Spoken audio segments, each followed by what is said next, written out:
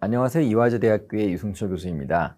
이번 시간엔 브랜드 스토리 분석 방법을 한번 다뤄보려고 하는데요. 지난 시간에 브랜드 스토리텔링의 효과적인 원칙 5가지를 다뤄봤습니다. 이 원칙들이 실제 광고 마케팅 현장에 활용될 수 있는지 실제 사례를 가지고 브랜드 스토리 분석을 한번 진행해 보도록 하겠습니다. 이번 시간에 학습 목표를 한번 정리해 봤습니다. 앞서 이야기한 브랜드 스토리텔링의 5대 원칙을 복습하도록 하겠습니다. 두 번째로는 브랜드 스토리 분석의 방법을 이해하고요. 실제 사례에 적용하면서 어떻게 브랜드 스토리텔링을 분석할 수 있을지 이런 내용들을 다뤄보려고 합니다.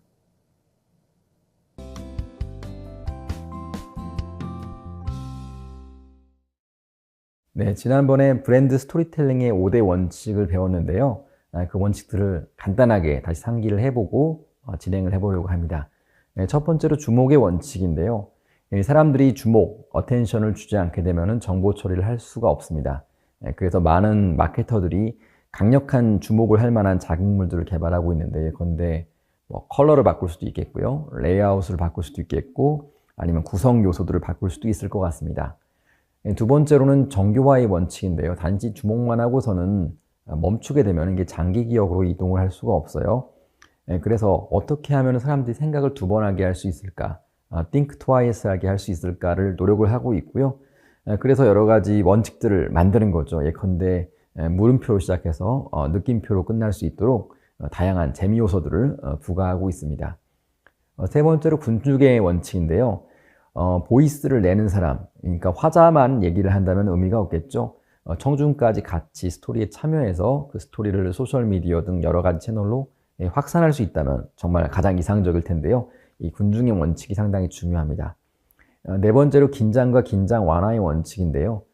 긴장을 하는 게 상당히 중요합니다. 긴장은 드라마의 기본인데요. 긴장만 하게 되면 너무 불안감이 올 수 있겠죠. 그래서 긴장을 다시 완화해줘야 되고요. 이 긴장과 긴장 완화가 반복되면서 스토리가 좀 더 긴밀하게 구성이 되는 것입니다.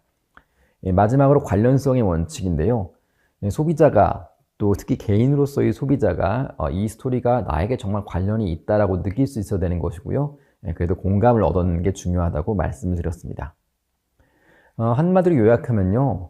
브랜드 스토리를 통해서 새로운 의미를 만들고 가치에 대한 공감을 만들자, 이렇게 요약을 할 수가 있을 것 같아요. 이 5가지 꼭 명심해 주시기 바랍니다. 다음으로 이제 스토리를 통한 영웅 만들기 얘기를 했었는데요. 앞서서 히어로스 전이라는 개념을 배웠죠. 영웅의 여정. 영웅은 출발지에서 출발해서 여러 가지 난관을 겪고 다시 원점으로 돌아오는데, 원점으로 돌아온 영웅은 기존의 출발때 영웅과는 다른 좀 더 성숙된 영웅이라는 거죠. 이 영웅이 소비자가 될 수도 있고요. 때로는 브랜드가 영웅이 될 수가 있는 것 같아요. 그래서 스토리에서 어떤 브랜드가 탄생하는 과정들을 이렇게 서사시를 통해서 보여주는 게 상당히 중요하다고 말씀을 드렸습니다. 그 다음에 제가 강조한 것은 3단 구성인데요. 아리스토텔레스가 얘기한 beginning, middle, end, 시작과 중간과 끝, 이렇게 3단 구성을 통해서 이야기함으로써 소비자들이 뭔가 이 스토리를 조금 더 편리하게, 논리적으로, 합리적으로 이해할 수 있겠다는 그런 말씀을 드렸고요. 항상 스토리의 해결책은 브랜드가 되어야 된다. 그런데 여러 가지 문제가 있을 때 이 브랜드를 구매함으로써 문제가 해결된다. 이런 형식의 구성을 취해야 된다고 강조를 드렸습니다.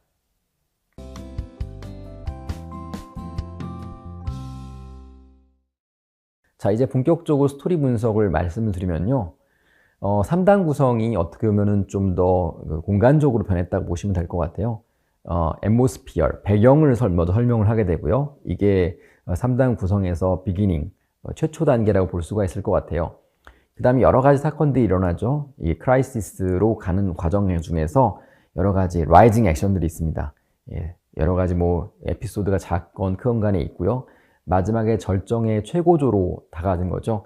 이 플롯 다이아그램에서 가장 맨 상단에 있다고 볼 수가 있겠는데요. 영화도 여러분들이 영화나 드라마를 보시면은 아주 절정적인 그 장면들이 있는데, 그런 것들이 보통 이 플롯 다이어그램에서 최고조점이라고 볼 수가 있겠습니다.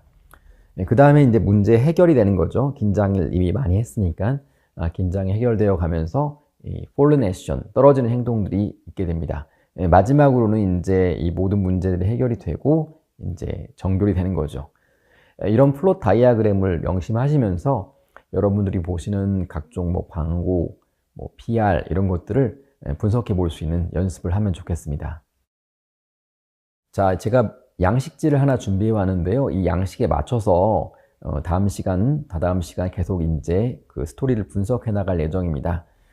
양식은 뭐 간단한데요. 보시면은 걔가 이제 그 내용 그리고 공람이 있는데 이 공람을 여러분들이 그 생각으로 작성해 주시는 연습을 하시면 될 것 같아요. 첫 번째 말씀을 드리면은 우선 any significance, 이게 왜 스토리가 중요한가, 왜 이 스토리를 분석할 만한 가치가 있는지를 여러분들이 한번 적어 주셔야 될 것 같아요.